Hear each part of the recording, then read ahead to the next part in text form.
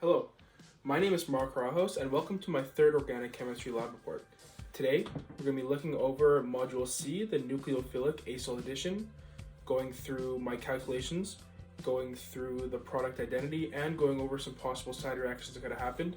And then we're going to be doing a synthesis calculation involving a Claisen condensation. The nucleophilic acyl substitution reaction aims to make 4-benzylidene 2-methoxazole 5-one. To start, we'll react glycine with acetic anhydride to create acetylglycine. Then, acetylglycine is reacted with benzaldehyde to create our desired product. Now, I'm going to walk through how to calculate the percent yield for this reaction. In our online nucleophilic acyl substitution experiment, we reacted 0.61 grams of our glycine with 1.5 milliliters of our acetic anhydride to yield 0.61 grams of our acetylglycine. To calculate the percent yield, we first need to figure out the moles for each product. First, for our glycine, we can simply take our mass divided by the molar mass of 75 and figure out our moles, which is 0.00813 moles. Next, for acetic anhydride, we first needed to find the density, which is 1.08 grams per milliliter. In multiplying our milliliters in our experiment with the density, we have a total mass of 1.631 grams, which then we can divide by our molar mass of 102 to find our moles, which is 0.016 moles. Since this is a one-to-one experiment, our glycine is our limiting reagent, meaning that theoretically we would produce 0.00813 moles of our product if this was 100% yield, but it's not. We only yielded 0.61 grams of our acetylglycine. With divided by our molar mass of 117.04, we only got 0.0052 moles of our product. To calculate percent yield, we divide our experimental moles by our theoretical moles. So we divide 0.0052 by 0.00813. Our percent yield is 63.9% for the first part of a reaction. In the second step of our experiment, we're reacting our product from last step, acetylglycine, with benzaldehyde, potassium carbonate, and acetic anhydride to produce our product of 4-benzylidene 2-methoxazole 5-one. We can calculate the percent yield just like last step. We're bringing our entire yield of acetylglycine, which is 0.61 grams or 0.0052 moles, and reacting it with 0.6 milliliters of benzaldehyde. The density of benzaldehyde is 1.04 grams per milliliter. When we multiply the milliliters by our density and then divide that by our molar mass, we're given 0.00589 moles of this reagent. Moving on to our potassium carbonate, we have 0.43 grams. When dividing over our molar mass of 138.2, we're given 0.0031 moles. This is our limiting reagent in this step of the experiment. We also have acetic anhydride. We added 3 milliliters and using our density from last step of 1.08 grams per milliliter and dividing by our molar mass, we're given 0.0317 moles. After a vacuum filtration and a recrystallization of our product, we're left with 0.18 grams. In dividing by our molar mass of 187, we're given 0.00936 moles of our product. In using the same steps as last time, in dividing our experimental yield by our theoretical yield of our limiting reagent, we're given 31.9% for this step of the reaction. In the next clip, I'm going to show how to calculate the percent yield of the total experiment. Before I explain how to calculate the percent yield of this entire experiment, I'd just like to point out, in step 2, our percent yield was actually 30.9% instead of 31.9%. Now, to calculate the percent yield of the entire experiment, it can be thought of taking a percent of a percent. So, in step 1, we got 63.9%, and then in step 2, we got 30.9% of that 63.9%. So, we can multiply our two decimals together to get our final total of 19.7%. Now, I will be giving an analysis of the identity and the purity of our product. We did 2 tests in this experiment, a melting point test and an IR test. In our melting point test, we found to have an experimental melting point of 150.1 degrees Celsius to 153.8 degrees Celsius. Now, our product of 4-benzylidene 2-methoxazole 5-one has a racemic mixture for the phenyl group here. In comparing with literature values for both the E and the Z isomer, the Z isomer has a melting point of 150 degrees Celsius, while the E has a melting point of about 140 to 145 degrees Celsius. So our melting point gives us evidence to assume that the isomer made in our experiment is the Z isomer of 4-benzylidene 2-methoxazole 5-one. When discussing the purity of our product, we can look to the IR spectra to give us some answers. First up is our literature IR value, and second is our experimental IR value. These two do differ quite a bit, and I'm going to explain some factors that could have contaminated our sample. We did yield more product in step 1 than we needed for step 2, but still used all of the product that we made. So our reaction did not scale up to what we necessarily needed. So there are leftover reactants possibly in our product, which could lead to the IR spectra not being what we expect. Also, we did not reflux for the full 1 hour. We only refluxed for about 40 minutes in the video, which could lead to some solution still being in our product, the acetic anhydride, and the acetic anhydride IR, as you see on screen right now. It has that missing peak at around 3000. So I'm thinking that the acetic anhydride actually has contaminated our product, leading to the IR spectra that we got in our experiment. In the recrystallization step of this experiment, there could be an unwanted side reaction with our desired product and water. Now, I will be demonstrating the arrow pushing mechanism for that side reaction and giving an explanation on the product made. This mechanism is an acid catalyzed hydrolysis of the ester in our product. First, the ester carbonyl nucleophilically attacks a water molecule in the solution. That leads to a positive oxygen where water can undergo a nucleophilic attack on the carbon attached to the carbonyl group. Then we have 2 oxygens bound to the same carbon in the ester. We can deprotonate one, leaving a double bond where the double bond comes down and kicks off the ester bounded oxygen to the other side of the ring. Then this is a simple deprotonation to get an OH in our product here. Our product of 2-acetylamino 3-phenyl 2-propionic acid has a melting point around 193 to 194 degrees Celsius, just like listed in the lab manual questions. Next up for this lab report, we are asked to synthesize 35 grams of said compound M from N-butyl acetate. For the rest of the video, I will be undergoing my procedure to synthesize, purify, and make 35 grams of said compound M. The main mechanism I'm going to be using for this synthesis is the crossed aldol reaction, which is a derivative of a Claisen condensation. You can see here we are adding a ketone to an ester under basic and acidic conditions, where we form a tetrahedral intermediate and then kick off a water via a reduction. Here is the crossed aldol addition that we are using for this experiment. We're first starting with our N-butyl acetate and reacting it with a solution of sodium butoxide dissolved in butanol. The butoxide deprotonates the alpha carbon of the ester to create a very reactive intermediate, which then nucleophilically attacks the benzophenone carbonyl, which then picks up a proton from our butanol. Here we have our same tetrahedral intermediate with our OH, and it undergoes a reduction where our butoxide takes the proton from the alpha carbon of the ester, which then attacks down and kicks off a water to make our compound M. Quickly, I'd like to take a chance to answer one of the many whys that we're going to encounter in the rest of this video. Why sodium butoxide?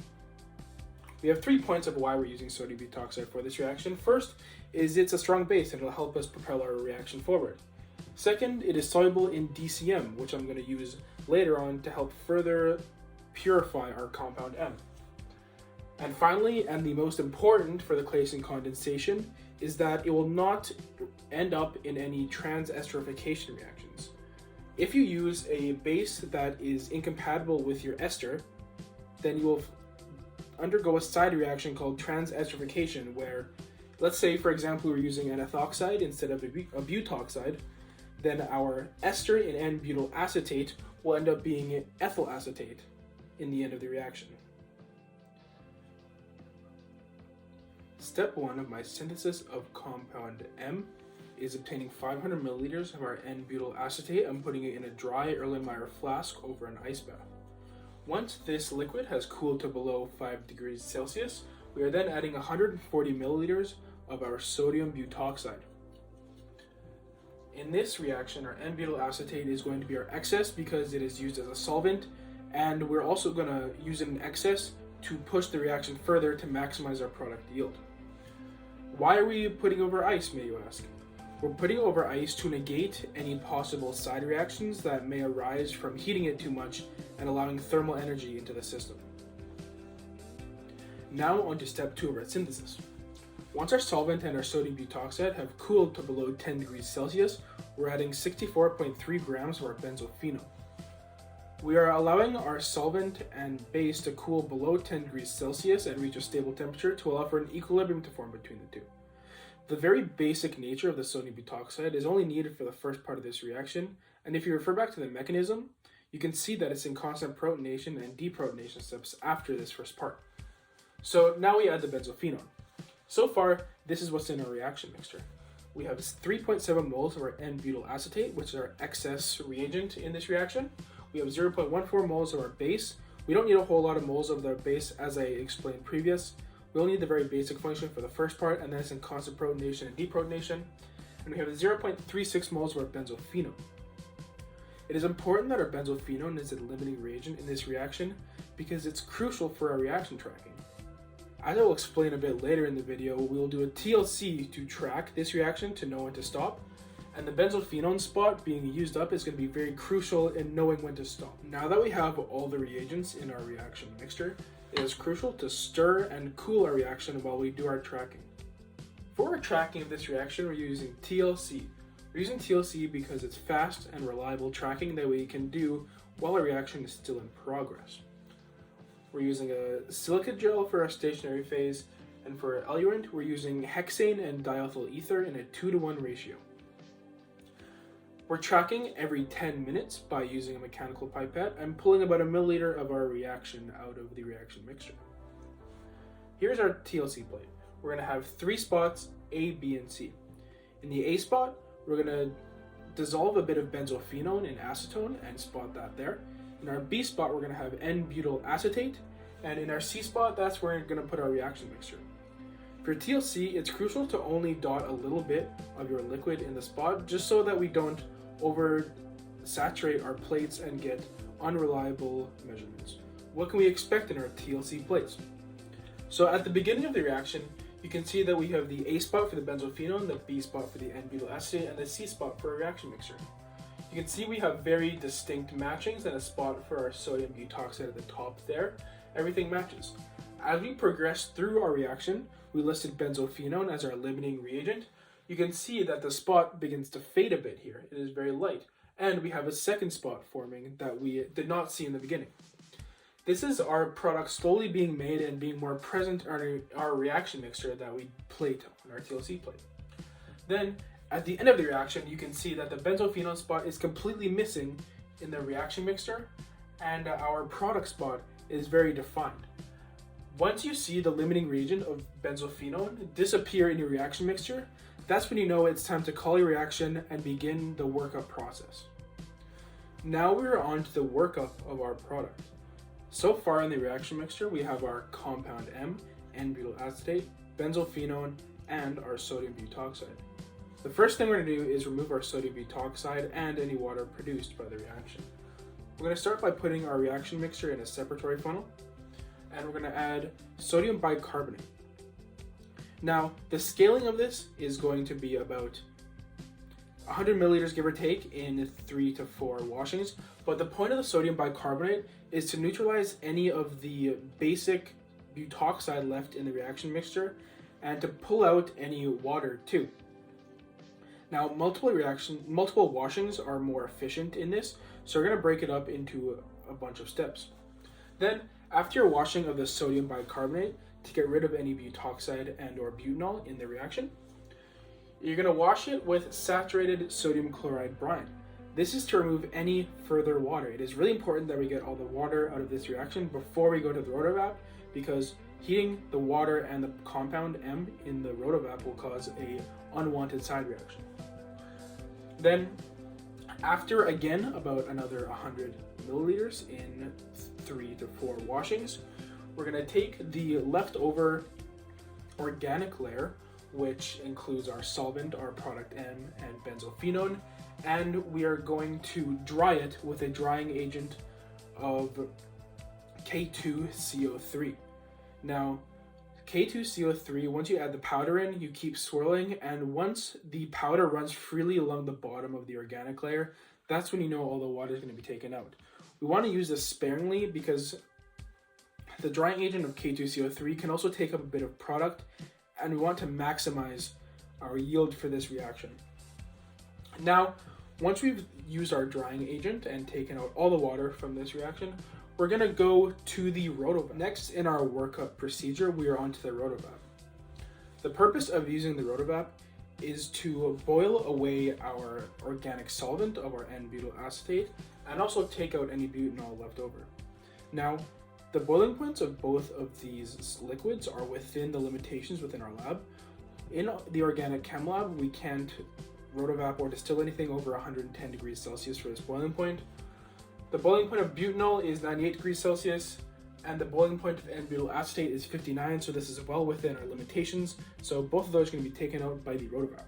Now, once we're done on the rotovap, we're going to have a solid left in our round bottom flask. Now, once we get all of that solid out, it's going to be a mix of benzophenone and our compound M. The next step is a recrystallization. For a recrystallization, we're going to use dichloromethane. The important thing about dichloromethane is that benzophenone is soluble in it, and our compound M is not. So once we do a recrystallization with DCM, our compound M product is going to precipitate out of the solution. Now, to be able to get our compound M isolated, it's as easy as doing a vacuum filtration and washing with a bit of cold DCM along the way.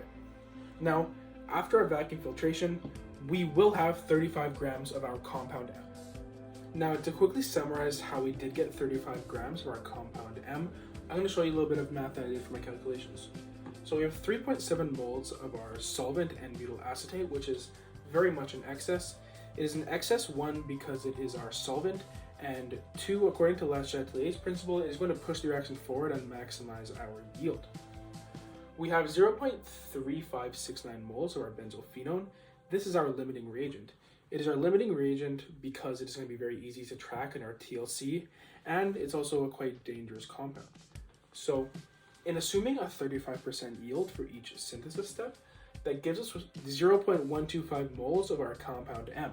Now, in multiplying by the molar mass of 280 grams per mole, that leaves us with 35 grams. That is how we got 35 grams of our compound M.